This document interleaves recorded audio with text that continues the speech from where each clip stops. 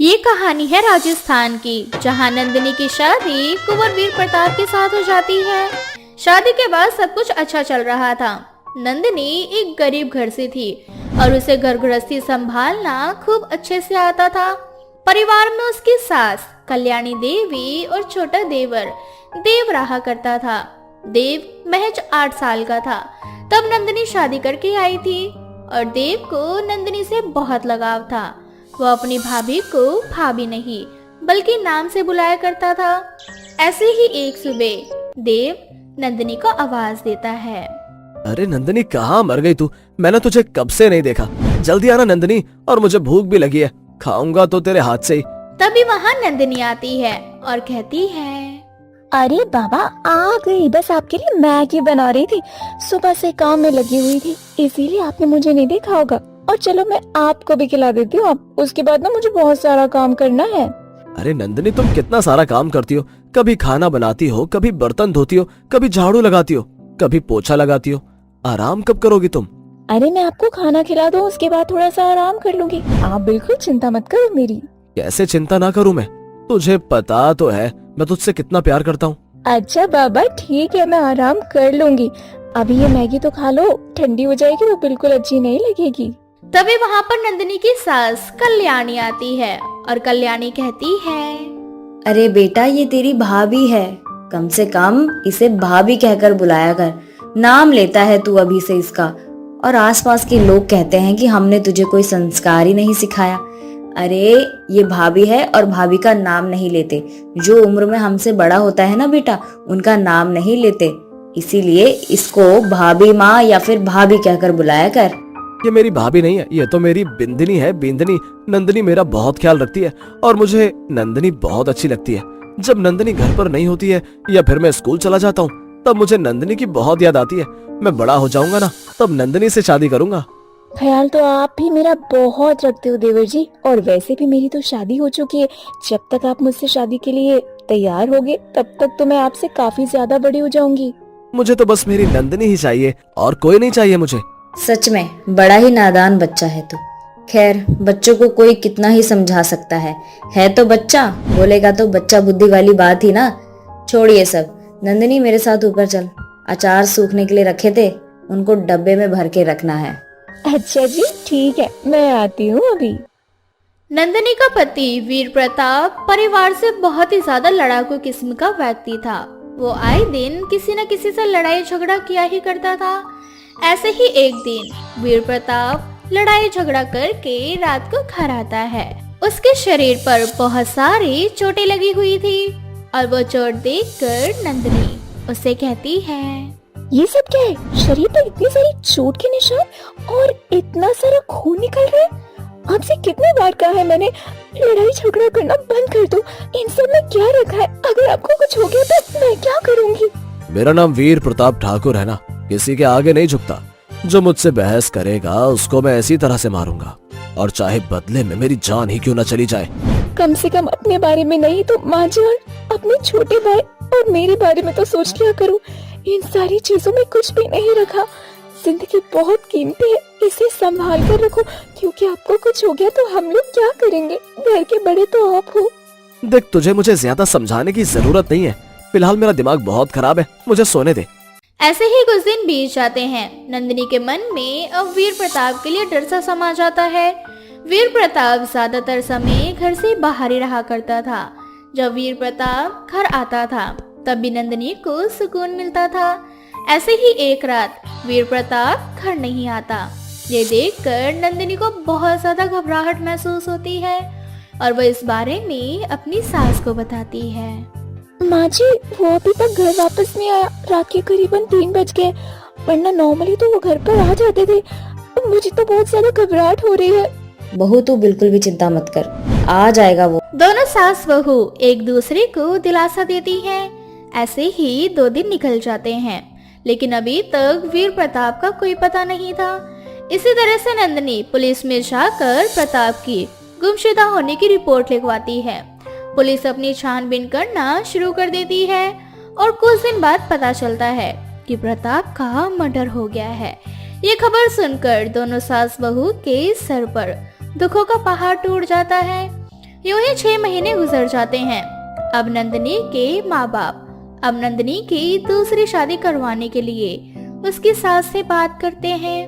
बहन जी, आपको तो पता ही है कि हमारी नंदनी अभी 25 से 26 साल की ही है और इस उम्र में वो विधवा हो गई है। अभी तो उसके पास पूरी जिंदगी पड़ी है। अकेले की जिंदगी काटना बहुत मुश्किल है और आप तो जानती ही हैं, तो लोग उसे बहुत अजीबो गरीब नजरों से देखने लगते हैं। मैं नहीं चाहती कि मेरी नंदनी को इन सारे दौर से गुजरना पड़े। मैं चाहती हूँ कि नंदनी की शादी करवा देते हैं हम लोग, फिर वो अपने ससुराल चली जाएगी और वहाँ एक नई जिंदगी की शुरुआत करेगी। बात तो ठीक है बहन जी, चलिए इस बारे में नंदिनी से बात करते हैं, देखते हैं कि वो कैसा फैसला लेती है। नंदिनी की सास उससे दूसरी शादी करने के बारे में बात करती है। कहीं ना कहीं नंदिनी भी दूसरी शादी के लिए तैयार हो जाती है। अब सभी लोग मिलकर नंदिनी के लिए एक नया रिश्ता तलाश करना शुरू कर देते हैं। जो भी बात देव को पता चलती है तो वो बहुत ही ज्यादा उदास हो जाता है और गुमसुम हो जाता है। उसकी हालत देखकर नंदिनी उससे कहती है, क्या हो गया देव, तुम बहुत ज्यादा उदास लग रहे हो, सब ठीक तो है? अब तुम भी मुझे छोड़कर चली जाओगी। अब ऐसा लग रहा है कि मेरी लाइफ अधूरी हो गई है। तुम्हें तो पता है ना नंदिनी, अगर तुम ना रहो तो मैं खाना ही नहीं खाता हूँ, तुम ना रहो तो मुझे नींद भी नहीं आती, और तुम ना रहो तो मुझे अच्छा नहीं लगता। मैं नहीं रह पाऊंगा नंदिनी तुम्हारे बिना। रह तो मैं भी नहीं पाऊंगी तुम्हारे बिना, लेकिन क्या करूं, ये समाज एक विधवा औरत को जीने नहीं देना चाहती। मुझे दूसरी शादी तो करनी ही पड़ेगी ना।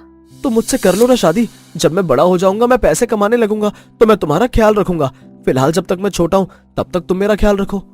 अच्छा ठीक है बाबा, मैं कर लूंगी तुमसे शादी। फिलहाल के लिए खाना खाओ और सो जाओ।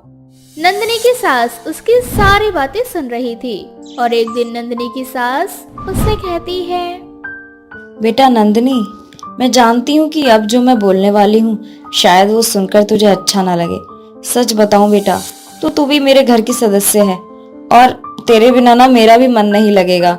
तू मेरे बेटे से शादी कर लेना। मैं जानती हूँ कि तेरा देवर अभी छोटा है, लेकिन तुझे भी पता है कि देव को तेरी आदत हो चुकी है।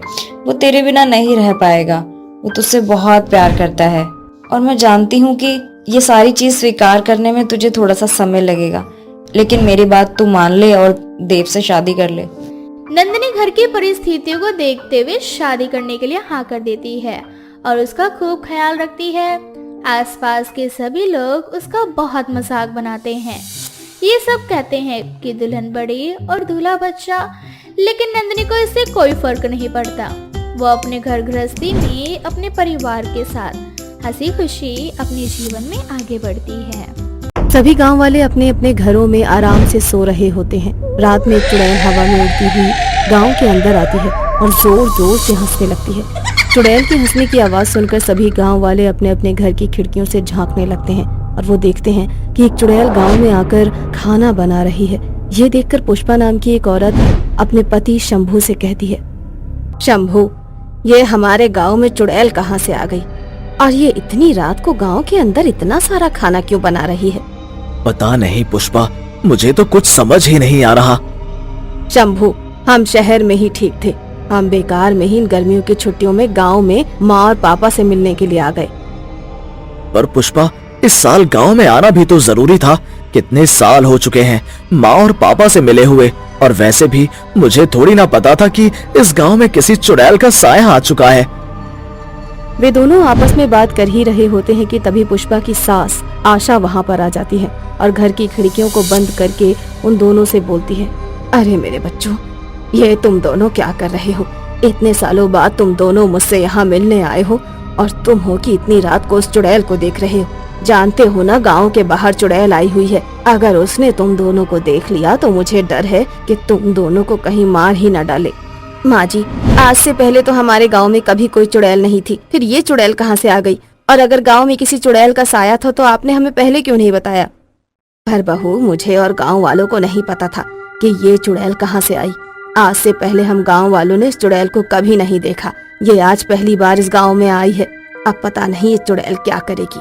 अब इसी तरह से सभी गांव वाले अपने अपने घरों में चुड़ैल से बचने के लिए छुप जाते हैं। वहीं चुड़ैल अपना खाना बनाकर खुद से बोलती है,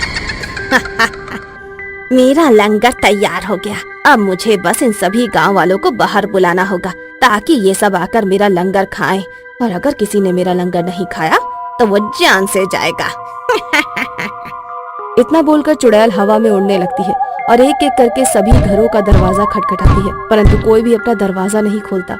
ये सब देखकर चुड़ैल का गुस्सा और बढ़ जाता है और वो अपनी शक्तियों से मौसम का रुख बदल देती है। अब तेज हवाएं चलने लगती हैं और बिजलियां गरीब लोगों के ऊपर गिरने लगती है। साथ ही चुड़ैल सभी गाँव वालों को धमकाते हुए बोलती है, गाँव वालों, अगर अब भी तुम लोगों ने अपने घरों से बाहर निकलकर मेरा लंगर नहीं खाया तो मैं एक एक करके तुम सभी गांव वालों को मौत के घाट उतार दूंगी। चुड़ैल की धमकी सुनकर सभी गांव वाले एक एक करके अपने घरों से बाहर निकलने लगते हैं और लाइन में खड़े हो जाते हैं। जिसके बाद चुड़ैल सभी को अपना लंगर खिलाती है और सभी को लंगर देते हुए सभी गाँव वालों से बोलती है, खाओ मेरा लंगर खाओ, मुझे बहुत अच्छा लग रहा है आज।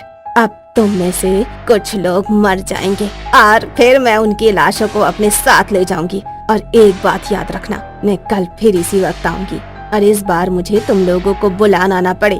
तुम सब के सब खुद ब खुद मेरा लंगर खाने के लिए खड़े हो जाना, समझे? चुड़ैल की बातें सुनकर सभी गांव वाले बहुत डरते हैं और वे सभी चुप होकर लंगर खा रहे होते हैं और चुड़ैल को देख रहे होते हैं। परंतु जब चुड़ैल को अपनी बातों का जवाब नहीं मिलता तो वो चिल्लाने लगती है। जिसके बाद गांव का एक आदमी चुड़ैल से बोलता है, तुम चिंता मत करो, हम सब कल तुम्हारा लंगर खाने के लिए यहाँ उपस्थित हो जाएंगे। गांव वालों की बात सुनकर चुड़ैल बहुत खुश हो जाती है। तभी गांव के कुछ आदमियों के मुंह से खून निकलने लगता है। उनके मुंह से निकलता खून देखकर चुड़ैल अपने एक बर्तन में उनका खून जमा कर लेती है। जिसके बाद वो लोग कुछ ही समय में मर जाते हैं। मर गए बेचारे मेरा लंगर खाकर। अब मैं इनकी लाश को अपने साथ ले जाऊंगी। जिसके बाद चुड़ैल उनकी लाशों को अपने साथ लेकर चली जाती है और अगली रात फिर से आकर वो सभी गांव वालों को अपने हाथों से लंगर खिलाती है और उसमें से फिर कुछ लोग मारे जाते हैं। ये सिलसिला कुछ इसी तरह से शुरू हो जाता है और अब चुड़ैल हमेशा गांव में आती और जबरदस्ती गांव वालों को अपना लंगर खिलाती। लंगर खाने की वजह से हमेशा कुछ लोग मारे जाते। अब सभी गाँव वाले लंगर खिलाने वाले चुड़ैल से परेशान हो जाते हैं और एक दिन सभी गाँव वाले इकट्ठे होकर आपस में बातें करते हैं। गाँव वालों, इस चुड़ैल का आतंक तो धीरे धीरे बढ़ता ही जा रहा है। पहले दिन हमारे गांव से 5 लोगों की मौत हुई, दूसरे दिन 10।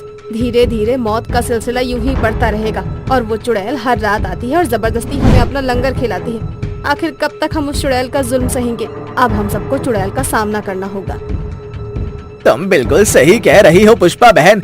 अब हमें इस चुड़ैल से सिर्फ पहाड़ी वाले बाबा ही बचा सकते हैं, परंतु वो पहाड़ों के ऊपर रहते हैं। हम गांव वाले उन तक इतनी आसानी से नहीं पहुंच सकते। जब तक हम उस बाबा के पास पहुंचेंगे तब तक शाम हो जाएगी और रात को वो चुड़ैल एक बार फिर से हमारे गांव में आ जाएगी और अगर उसने एक भी इंसान गांव में कम देखा तो न जाने वो हम गांव वालों के साथ क्या करेगी।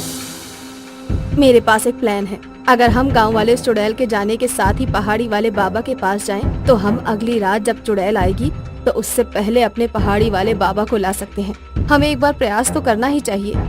अब सभी गांव वाले पुष्पा की बात से सहमत हो जाते हैं और रात को चुड़ैल के आने का इंतजार करते हैं। रात को जैसे ही चुड़ैल आती है और अपना लंगर गांव वालों को खिलाकर कुछ लाश अपने साथ लेकर जाती है, वैसे ही चुड़ैल के जाते ही कुछ गांव वाले भी वहां से पहाड़ी वाले बाबा को लेने के लिए निकल जाते हैं। और अगली रात जब चुड़ैल गाँव के अंदर आती है तो उससे कुछ देर पहले ही गाँव वाले अपने साथ बाबा को लेकर आ जाते हैं। अब एक बार फिर सभी गांव वाले लाइन में खड़े हो जाते हैं और चुड़ैल उन सभी को लंगर खाने को देती है, परंतु इस बार कोई भी लंगर नहीं खाता। जिस पर चुड़ैल गांव वालों से बोलती, तुम गांव वालों के अंदर इतनी हिम्मत आई कैसे कि तुम गांव वाले मेरा लंगर खाने से मना करोगे? लगता है तुम लोग वो रात भूल गए। रुको, मैं तुम्हें अभी याद दिलाती हूँ।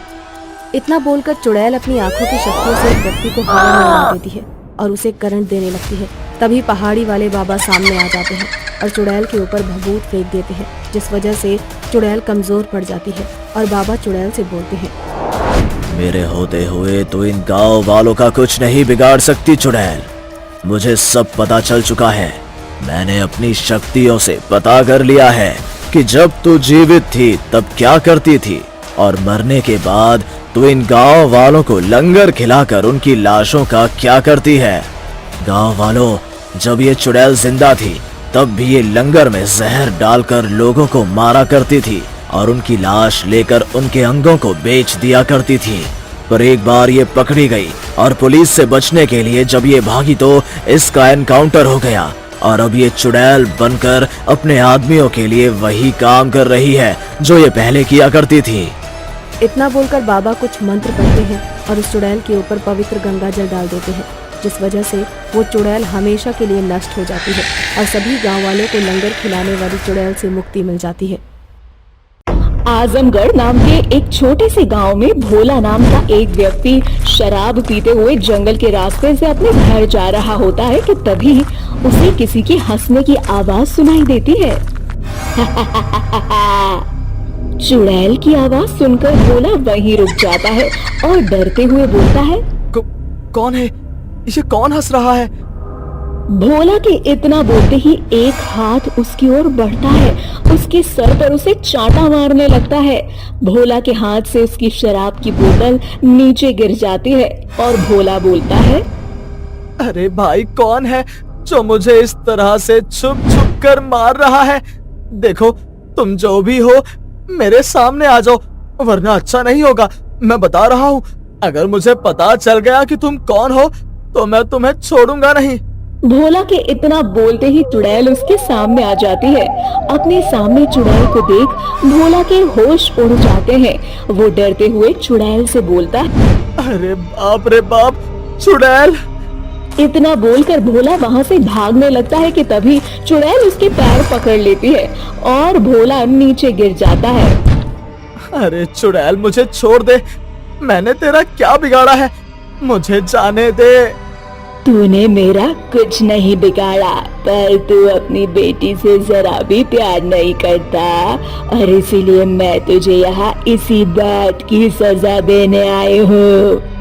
अरे नालायक चुड़ैल, तुझे ये बात किसने कही कि मैं अपनी बेटी से प्यार नहीं करता? अरे मैं अपनी बेटी से बहुत प्यार करता हूँ। अब मुझे जाने दे, मेरी बेटी मेरा इंतजार कर रही है। झूठ, फिर से झूठ। अगर तू अपनी बेटी से प्यार करता तो उसके लिए पिज्जा लेकर जाता। वो कब से तुझसे एक पिज्जा मांग रही है, पर तू है कि उसके लिए पिज्जा नहीं लेकर जाता। तू मुझे जाने देगी चुड़ैल, तभी तो मैं अपनी बेटी के लिए पिज्जा लेकर जाऊंगा। मुझे जाने दे। तू नहीं खिलाने वाला अपनी बेटी को पिज्जा, इसीलिए मैं तेरी बेटी के लिए पिज्जा लेकर आई हूँ। ले पकड़ ये पिज्जा और अपनी बेटी के लिए लेकर जा। और अगर घर जाके तूने ये पिज्जा अपनी बेटी को नहीं खिलाया तो मैं तेरी जान ले लूंगी। ठीक है, मैं उसे ये पिज्जा खिला दूंगा। अब मुझे जाने दे।